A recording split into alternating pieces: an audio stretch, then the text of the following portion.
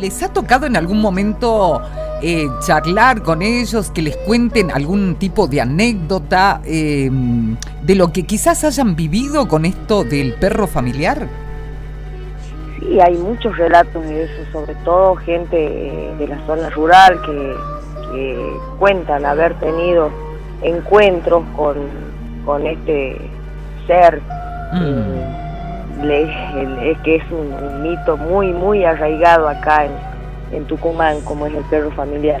Ajá. Que surge precisamente en el sur de la provincia, en lo que es el ingenio Santa Ana. Sí. Vamos a hablar un poquito de cómo surge esto. Surge con un conocido empresario francés, que es Clodomiro Hilleret, que en 1889 funda el ingenio Santa Ana. Y esto se da en un contexto donde la mayoría de los obreros eran, la peonada que le llamaban, eran contratados, por así decirlo, por el ingenio a raíz de las deudas que tenían. Y se da en un contexto en el que el pueblo ingenio, como se llamaba, todo era de un solo dueño. La escuela, la iglesia, los almacenes, todo era de un solo dueño. Entonces no les quedaba otra a esta gente que contraer grandes deudas. Estas deudas muchas veces pasaban de padres a hijos, eran heredadas, entonces era de por vida la deuda y no podían salir de ahí, estaban de por vida en ese ingenio. Entonces la única forma de escapar era precisamente así, fugándose. Claro. ¿Cómo era evitado esto? Cuando era un ingenio que fue en su momento uno de los más grandes de Sudamérica, el crecimiento que tuvo fue impresionante.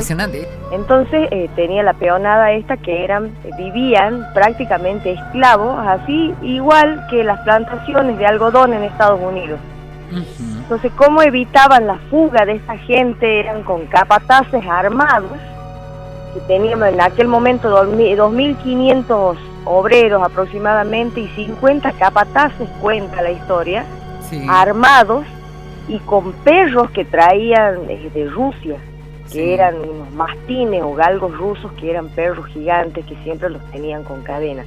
Entonces, cuando la gente intentaba escapar de esto, los capataces los perseguían, los capturaban, los volvían a llevar al poblado, al ingenio, y los mataban para dar el ejemplo de que eso no se debía hacer. Y muchas veces esta gente eran capturadas por los perros. Claro. Vos sabés que, bueno, mucho se ha tejido sobre esto, ¿no? Hay algunos que hablaban de que se podía hablar de un pacto. Mucha gente, el lugareño mismo en su momento decía que se había hecho un pacto a cambio de riquezas, o sea, en su lugar dejaban este guardián. El empresario era todopoderoso, entonces el imaginario popular, ¿qué es lo que decía? Que el empresario tenía un pacto con el demonio y que le enviaba el famoso perro llamado familiar por el lazo de sangre que tenía con la filiación sanguínea que tenía con el empresario. Entonces esto le aseguraba riqueza, prosperidad, y a cambio el empresario lo alimentaba todos los años con la vida de un obrero. Si la capa era buena, a veces era más de un obrero. Pero ¿cómo se los llevaba? ¿A raíz de qué? Caía en una época donde no había la seguridad que tienen ahora la mayoría de las fábricas. Entonces los obreros muchas veces caían en el trapiche, que era una especie de fosa donde giraban unas ruedas dentadas, que hasta no hace mucho es así, los carros llegan al ingenio, descargan la caña en esa fosa y el trapiche la va picando, la va moliendo. Entonces muchas veces caían, ellos empujaban la caña con unos palos y caían dentro de ese trapiche y morían descuartizados. O caían en la caldera, que es el cocimiento, es el tacho de cocimiento de la miel de caña donde está en ebullición. Entonces no quedaba nada para sepultar.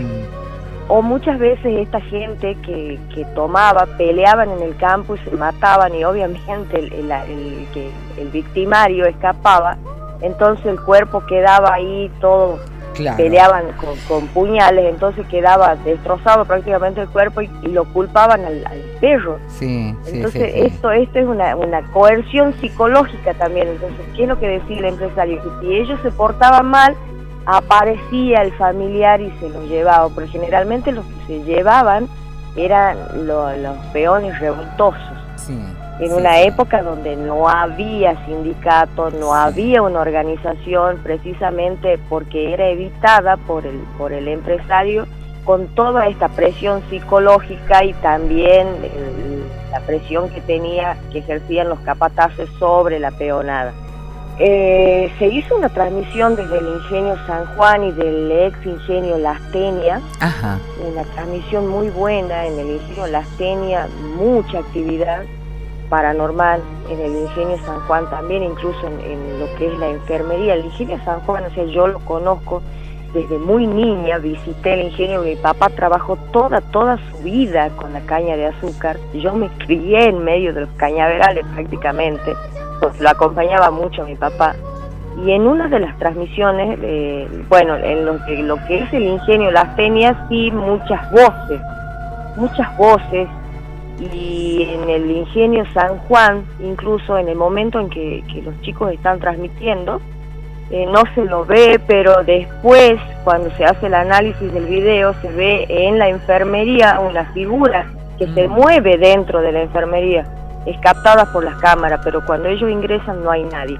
Y hasta el día de hoy, el Ingenio San Juan registra mucha actividad también, a pesar de que está abandonado prácticamente, porque esa fábrica, lamentablemente, la fábrica no va a moler más.